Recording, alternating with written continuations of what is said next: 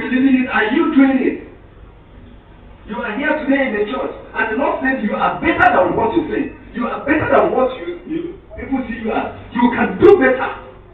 Do you believe it? Gideon said, how can you call me a mighty man of valor? There is no strength in anybody. We are even the least. My family is the least in our tribe, Manessa. How can you tell me that? Nobody knows us. We are not recognized. And that's the type of people God will use. So whatever your circumstance, are you a student? Are you a child?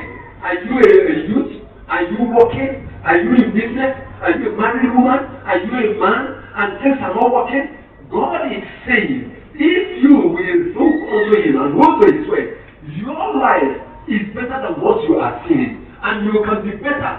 You can do better than you are doing now. I'm not hearing anything responsible. Amen.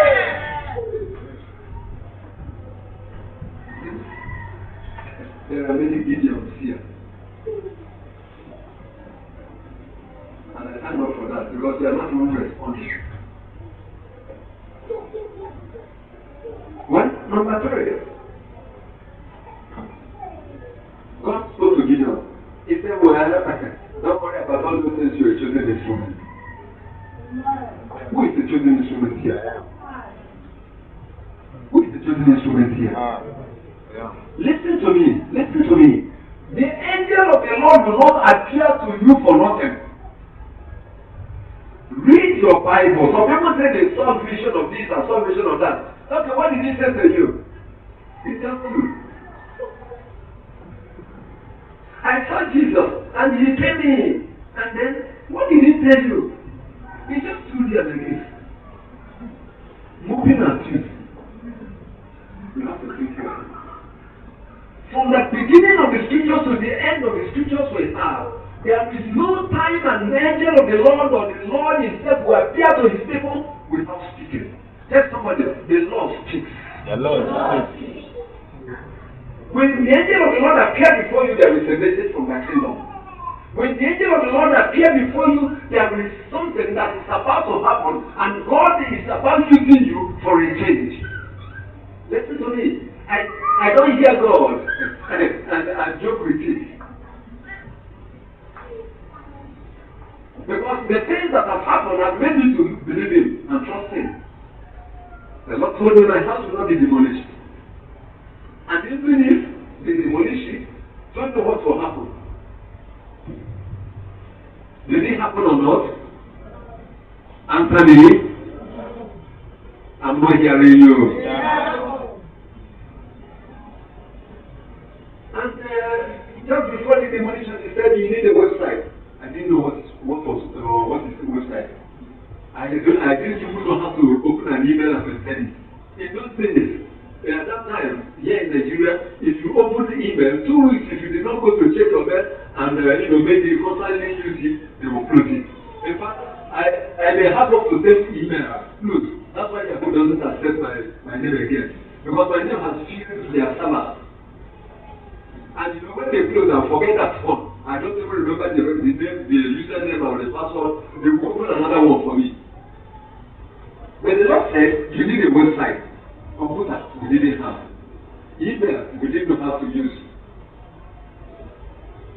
And when it was time, he brought it to come to pass. He made it to come to pass.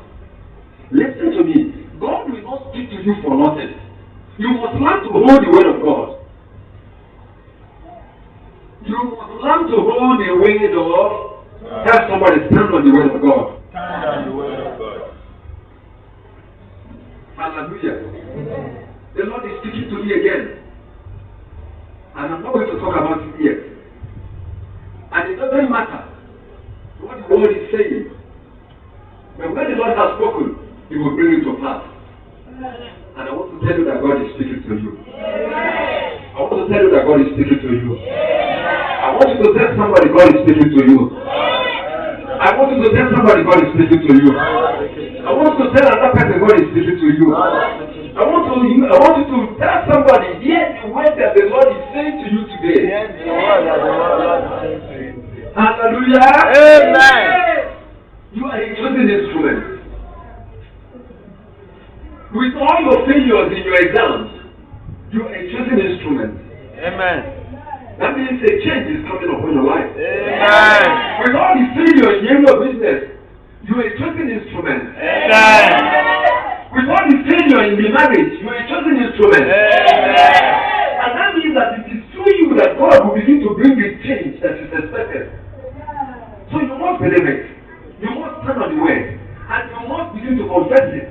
It doesn't matter how many weeks or days it may take. For the internet, it took years. From 2004 to 2006, the revolution came. To 2008, we started again. Then 2009, it came. Because the word of God will not fall to the ground. Hallelujah. Amen. Hallelujah. Amen. So if you're chosen instrument, believe the word. Act on the word of God like Gideon. Gideon said, if the Lord has spoken to me, wait, let me bring my present. He brought something to give to the Lord. I knew he was trying to be sure that it is really an angel of the Lord or God that was speaking to him. And when he had such a miracle, the fire that went and they ended the valley, you say, hey, I have seen this, the angel of the Lord face to face. So maybe I'm like, he said, no, you will not die, you will choose an instrument. I say you will choose an instrument.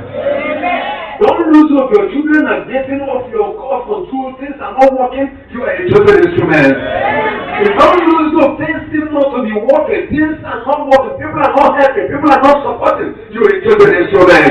Your husband does not understand. It's not born again. It's not even helping the matter. You are a chosen instrument. Nobody anywhere believes in the vision of whatever. You are a chosen instrument. Finally, you are one of the Gideons.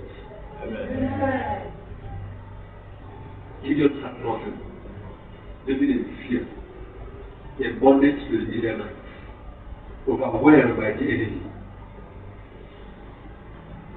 But the Lord said, you are a mighty man of valor. The demons are there, the witches are there, the occultists are there, they are attacking you left, right, and center. The Lord is coming to visit you. God is raising up his Gideons. There are other people in Israel. There were many people in other places. But God decided to send an messenger to go to Gideon where he was in the threshing floor, hiding. Listen to me. Some of the miracles that happen to people is not because you're too spiritual or you pray so much. You know that Gideon was not praying. All their prayer was supposed to come and intervene. He was not even expecting himself to be used. He was not even expecting to see an angel.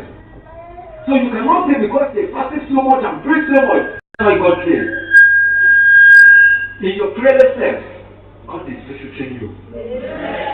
In your lack of faith, God is visiting you. In your disappointments and failure, God is visiting you. In your poverty and suffering, God is visiting you. And I want you to know that when God visits you, you cannot remain the same. I say you cannot remain the same. You cannot remain the same. You cannot remain the same. Because God visited Gideon, something happened to convince him, and from that moment he started hearing God. From that moment he started moving. From that moment he started receiving instructions. From that moment he started judging sin in the land. He started judging sin in his family. He destroyed the idol of his